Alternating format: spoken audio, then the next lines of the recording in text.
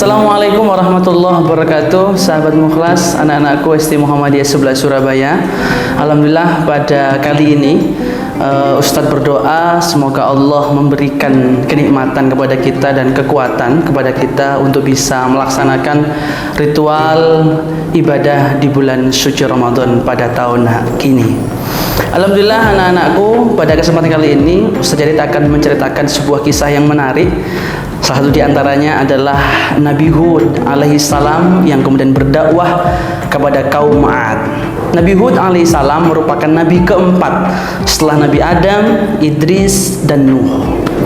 Anak-anakku yang dimuliakan oleh Allah, ketika bercerita tentang Nabi Hud alaihissalam, maka tidak terlepas dari kisah Nabi Nuh alaihissalam yang merupakan cucu dari beliau. Ya, jadi Nabi Hud itu adalah salah satu cucu dari Nabi Nuh alaihissalam yang satu jalur dengan Sam bin Nuh.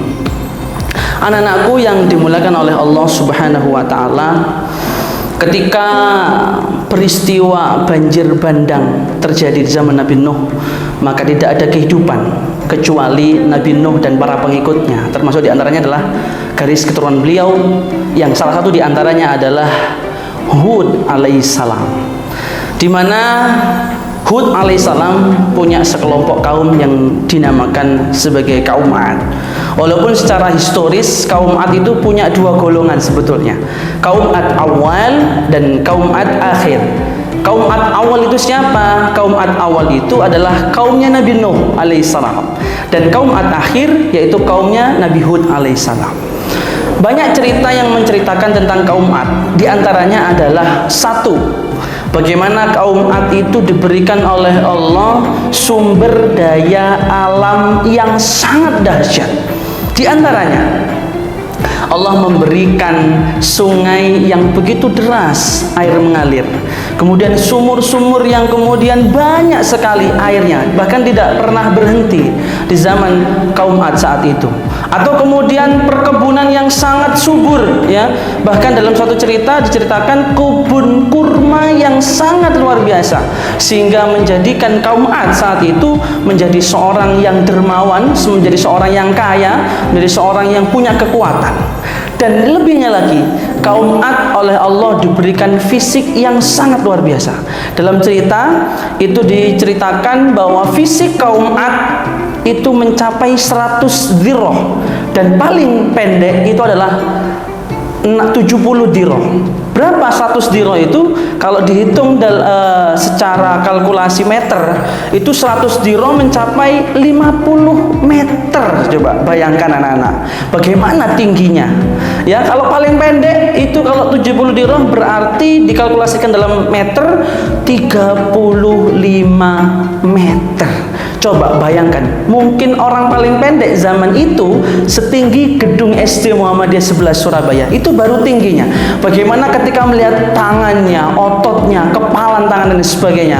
Maka kemudian kaum 'Ad, apa yang terjadi oleh kaum 'Ad? Yang semula dulunya beriman kepada Allah karena kekayaan yang diberikan oleh Allah, karena kekuasaan, karena kekuatan, karena sumber daya alam yang dimiliki, sehingga apa? Dia terlena oleh kekayaan itu, sehingga apa? Sifat aslinya mulai muncul, teman-teman semua yang dimuliakan oleh Allah. Apa sifat asli kaum 'Ad? Yaitu merupakan angkuh dan sombong. Apa kesombongan yang ditunjukkan? Allah Subhanahu wa taala menyampaikan di dalam Quran surah Fussilat ayat yang ke-15. Fa amma 'adun fastakbaru fil ardi bighairil haqq qalu man ashaddu minna quwwah. Inilah adalah kesombongan yang pertama kali yang ditunjukkan oleh kaum 'Ad. Dia mengatakan, qalu man ashaddu minna quwwatan. Kata dia, kaum 'Ad mengatakan, siapa yang lebih kuat daripada saya, daripada kami? Ya, mereka menunjukkan kesombongan karena kekuatannya, karena kekayaannya, karena keperkasaannya, seolah-olah dia adalah orang yang dunia itu. Sehingga apa? Yang menjadi titik puncak keangkuhan dan kesombongan kaum Ad adalah satu, tidak lagi mengenal Allah sebagai Tuhan. Sebagaimana Allah Subhanahu wa taala berfirman di dalam surah Al-A'raf ayat 65 sampai dengan ayat 72-nya, diceritakan itu bagaimana Nabi Hud alaihissalam diutus oleh Allah untuk mengingatkan kepada mereka bahwa apa yang telah dia lakukan itu adalah sebuah kesalahan yang sangat salah. Kenapa? Karena dia menyekutukan Allah, ya. Apa bentuk persekutuannya? Satu, dia meyakini Allah itu bukan Tuhan. Yang kedua, dia memilih berhala sebagai Tuhan yang telah memberikan kemakmuran, kesejahteraan, dan kekayaan itu. Ada 3 berhala yang viral saat itu. Satu, berhala namanya Sat. Yang kedua, namanya Samudra. Dan yang ketiga, berhala Hana, ya. Hara, mohon maaf. Namanya, satu saya ulangi, berhala Sat, yang kedua berhala Samudra, dan yang ketiga berhala Hara. Yang kemudian itu dijadikan sebagai Tuhan, bahwa karena berhala inilah dia diberikan kekayaan, dia diberikan kekuatan, dia diberikan subur, dia diberikan mampu dan sebagainya, dan lain sebagainya. Sehingga Allah Subhanahu wa taala mengutus Nabi Hud alaihissalam untuk mendakwakan kepada mereka. Apa yang disampaikan oleh Nabi Hud alaihissalam kepada mereka? Qala ya qaumi ibudullaha ma lakum min ilahin ghairuh afala tattaqun. Kata Nabi Hud alaihissalam, ya qaumi abudullah, wahai kaumku, kembalilah kepada Allah, sembahlah Allah, malakum min ilahin ghairuh, karena sesungguhnya tidak ada Tuhan, tidak ada sesembahan, tidak ada kebahagiaan yang bersumber selain daripada Allah Subhanahu wa taala. Sahabat mukhlas, anak-anakku yang dimuliakan oleh Allah Subhanahu wa taala. Ternyata apa respon kaum Ad saat Nabi Hud menyampaikan hal yang seperti itu? Mereka kaum Ad mengolok Nabi Hud alaihissalam. Wahai Hud, apakah kamu ini sedang gila sehingga mengatakan yang seperti itu? Sehingga Nabi Hud menyampaikan, sungguh aku ini bukan orang yang tidak waras, tapi saya ini adalah utusan Allah. Dan ingatlah, ketika Nabi Nuh diberikan oleh Allah azab, hampir mirip dengan apa yang kalian lakukan. Apa? Menyembah berhala. Maka ketika kalian itu masih melakukan hal yang sama, yaitu menyembah berhala, maka bersiaplah Allah murka terhadap kalian. Ma'asal muslimin, anak-anakku yang dimuliakan oleh Allah. Karena kembali lagi, sifat kaum Ad sombong dan angkuh. Sehingga apa yang dia katakan kepada Nabi Hud? Wahai Hud, kalau apa yang kau sampaikan benar, datangkan azab itu. Coba, luar biasanya anak-anakku semua yang dimuliakan oleh Allah Subhanahu wa taala. Sehingga apa yang terjadi? Yang terjadi adalah azab Allah bagi kaum Ad. Ada 2 tahapan yang diberikan oleh Allah kepada kaum Ad. Azab yang pertama adalah mendatangkan musim kemarau yang panjang, anak-anakku. Ya, saya ulangi sekali lagi. Jadi azab Allah yang pertama kepada kaum Ad adalah musim kemarau yang panjang. Sehingga apa yang terjadi, anak-anakku, kita perhatikan. Dulunya kaum Ad itu dikelilingi oleh sungai yang airnya sangat deras, sumurnya yang banyak air, perkebunannya sangat subur, bahkan kebun kurmanya sangat bagus sekali, ya. Jadi hasil produksi pohon kurma di saat itu kaum Ad sangat luar biasa. Tapi ketika Allah mendatangkan musim kemarau yang sangat panjang itu, dalam satu riwayat berlangsung selama 7 tahun, ada yang mengatakan 10 tahun musim kemarau itu. Sehingga apa yang disampaikan oleh Hud? Nabi Hud alaihissalam datang kembali kepada mereka. Wahai kaumku, ini adalah tanda Allah mengazab kalian. kalian.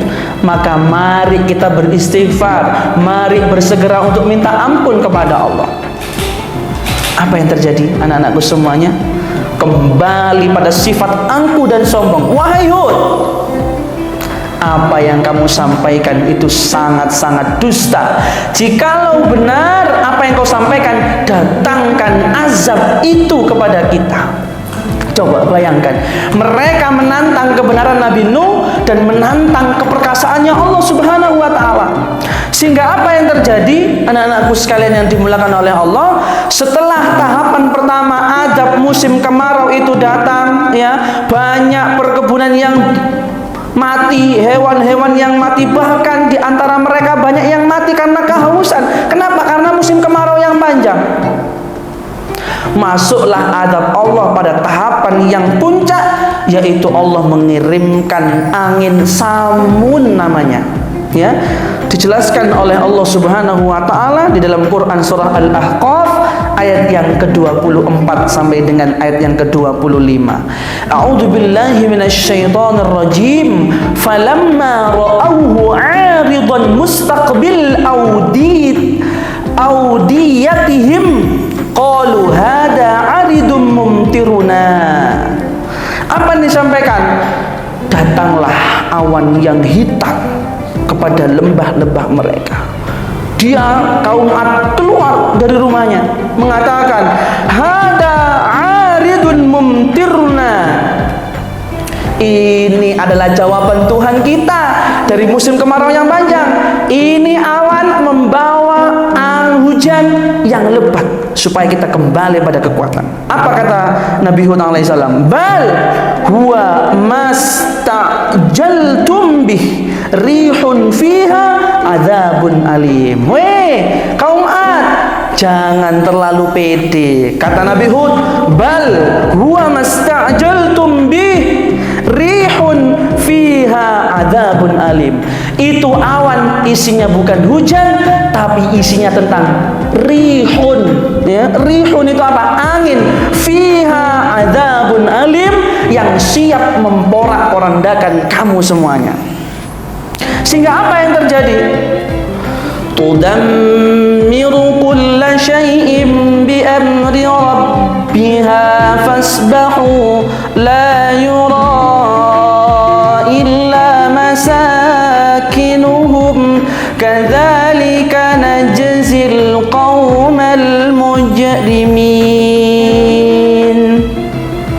Yang terjadi, seluruh kaum Ad saat itu berlarian, ketakutan, minta tolong kepada Nabi Hud. Apa yang dikatakan oleh Nabi Hud? Kamu terlambat wahai kaum Ad. Inilah bukti kekuasaan Allah, dan apa yang kamu kerjakan itu sangatlah salah. Sehingga apa yang terjadi saat itu? Semua kaum Ad hancur, mati, kecuali hanya rumah tinggal atau bekas-bekas rumah tinggal mereka dan beberapa gedung-gedung yang megah, yang mungkin sampai hari ini masih ada gedung itu yang dibuat atau hasil dari karya kaum Ad saat itu. Nanti kita lihat gambarnya di sebelah sini, ya, ada contoh nanti. Berikutnya, anak-anakku yang dimulakan oleh Allah, dan siapa yang tersisa, Ustaz? Apakah semua mati? Tidak, anak-anakku. Yang masih hidup hanyalah Nabi Hud alaihissalam beserta sahabat dan orang-orang yang beriman mengikuti ajaran Nabi Hud alaihissalam. Wallahu a'lam bishawab. Anak-anakku yang dimulakan oleh Allah Subhanahu wa Ta'ala, sehingga hikmah dari kisah ini ada 3 hikmah yang bisa kita ambil. Yang pertama, berdakwah atau menyampaikan kebaikan atau mengajak orang berbuat baik itu dibutuhkan yang namanya kesabaran. Orang berbuat baik tidak boleh mudah putus asa. Contoh misalnya ketika kita mengajak teman kita sholat, kok teman kita itu masih tidak mau, maka jangan putus asa. Tetap diajak terus sampai dia merasa bosan. Akhirnya apa? Dia lama-kelamaan akan ikut kita. Itu yang pertama. Yang kedua, waspada terhadap kenikmatan. Maksudnya apa Ustadz? Waspada kenikmatan artinya setiap kenikmatan, setiap kebahagiaan yang kita nikmati hari ini dan seterusnya harus kita jadikan sebagai alat untuk kita bersyukur dan beribadah kepada Allah Subhanahu wa ta'ala. Yang ketiga, sifat yang harus hilang dari umat Islam hari ini dan seterusnya. Apa Ustadz? Sifat sombong. Ustadz, saya kan tidak punya harta, saya kan orang biasa-biasa saja, saya bukan seorang pejabat yang punya jabatan dan sebagainya. Iya, tapi ada bentuk kesombongan umat Islam hari ini yang banyak terjadi. Apa di antaranya? Rasulullah menyampaikan, al-kibru batarul haq wa ghamtun nas. Kesombongan yang mutlak itu adalah menolak kebenaran dan meremehkan orang lain. Hayo, siapa yang hari ini atau bahkan sebelum-sebelumnya pernah melakukan hal ini? Ketika diajak kebaikan, kita menolak seolah-olah kita yang paling benar, atau kemudian kita meremehkan orang lain. Alah, kamu itu siapa sih dan sebagainya. Ini adalah bagian dari al-kibru, kesombongan. Ya, kata Allah Subhanahu wa ta'ala, orang yang sombong itu kata Allah Subhanahu wa ta'ala di dalam surah Adz-Dzariyat ayat yang ke-7, wa itta'adana rabbukum la in syakartum la azidannakum wa la in kafartum inna adzabi lasyadid. Orang yang bersyukur nikmatnya ditambah, orang yang kufur, orang yang sombong, inna adzabi lasyadid, akan diberikan oleh Allah azab yang pedih. Bisa saja azab itu datang langsung di dunia, atau kemudian Allah siapkan azab itu di akhirat. Anak-anakku, di akhir cerita ini sebagai tugas untuk Baitul Arqam, ya, ada 3 pertanyaan yang harus kalian jawab di buku Baitul Arqam nanti. Pertanyaan yang pertama, sebutkan 3 nama berhala yang dianggap oleh kaum Ad sebagai Tuhan mereka. Tadi sudah saya sebutkan sama Sajadi tadi. Yang kedua, sebutkan nama surat dan ayatnya yang membahas tentang kisah Nabi Hud alaihissalam. Dan yang ketiga, tulis hikmah kisah Nabi Hud alaihissalam. Semoga bermanfaat. Wa akhiru da'wana, Ustaz Jadid mengucapkan terima kasih. Assalamualaikum warahmatullahi wabarakatuh.